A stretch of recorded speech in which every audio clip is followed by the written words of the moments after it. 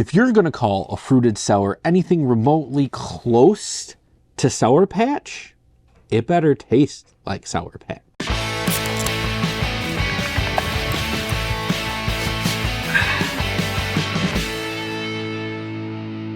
What's going on, everyone? Josh here with another half-ass beer review, and tonight we have a can of Dream Patch fruited sour with cherry, blueberry, and raspberry. 6.5% ABV, brewed and canned by Ommegang Brewing Company, Cooperstown, New York.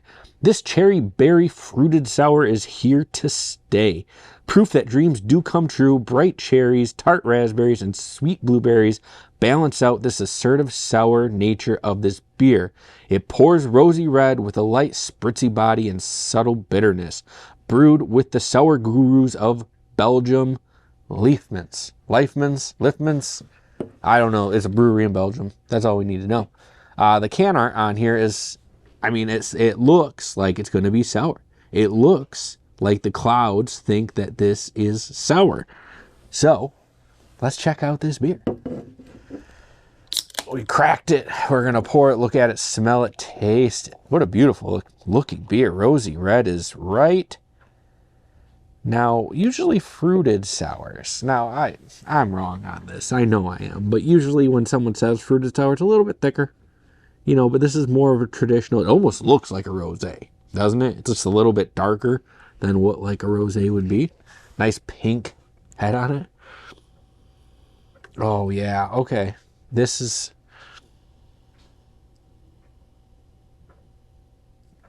raspberry, blueberry, very nice. Some cherry in there. You can tell it's going to be sour, but it has almost like like a sweet red, almost like a rosé scent to it. It's got that kind of feel on the nose, but smelling it doesn't really matter. I mean, it only matters what it tastes like. So let's give it the old little drink, big drink, cheap treatment. Whoa. Cheers, everybody.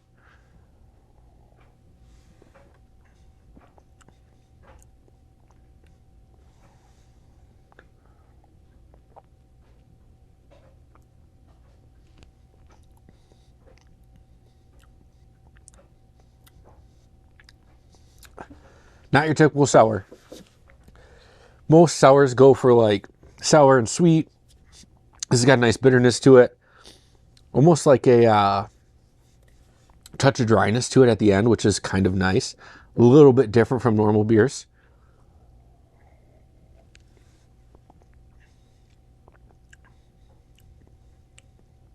The blueberry's nice in here. Cherry. Just not a lot of raspberry. Not as much raspberry as I want, I suppose. It is the last one on there, so I guess it's not going to have the most. I don't know if that's how beer ingredients work, by the way, but this is nice. It's very different.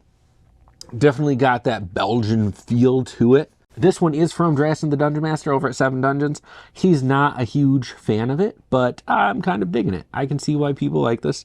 I've never had anything else from Liefmans. But I have had Ommegang. They do some pretty good stuff.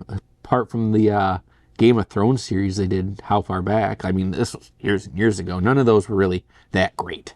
Still have a few unopened bottles of it. Now the question of the night is, Josh, would you ever buy this beer again? Yeah, I gotta say I would. I'm really enjoying this one. The more I drink of it, the more of that raspberry is really coming out in it. Cherry's nice. The blueberry is nice. It's one of the beers where I can kind of pick up the blueberry in it. It's not overpowering. Blueberry's lost on me most of the time, but I'm enjoying that dryness, that bitterness to this one. It's something a little different, and I'm really into it. So yeah, I would like to enjoy this one again from time to time. It's not something I'd be craving all the time, but when the craving comes, I'm going to want this one. But now that's going to do it for this episode of Half-Ass Beer Review. Thank you all for stopping by and checking out another delicious beer with me. Hope you enjoyed yourself as much as I did. Before you go, check out my friends Banter and Babble for the best pop culture wrap-up, King Cuddles for the best simulated wrestling, and 7 Dungeons for the best Dungeons and Dragons around.